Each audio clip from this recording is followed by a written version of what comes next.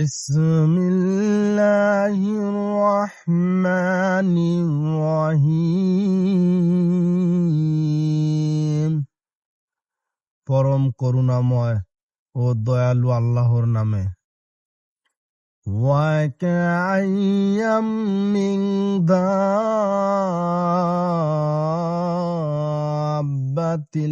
লা তাহমিলু রিজকাহা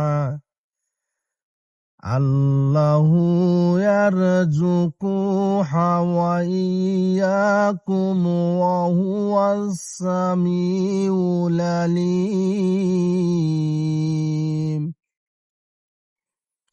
অনেক জীবই তাদের খাদ্য মজুত রাখে না, আল্লাহ তাদেরকেই ও তোমাদেরকে রিজিক দেন। আল্লাহ সব শুনেন ও জানেন। সূরা আনকাবুত আয়াত নম্বর 60। আল্লাহ তাআলা এই আয়াতের মাধ্যমে মুমিনদের উদ্দেশ্যে আস্থা ও ভরসার কথা উল্লেখ করেছেন।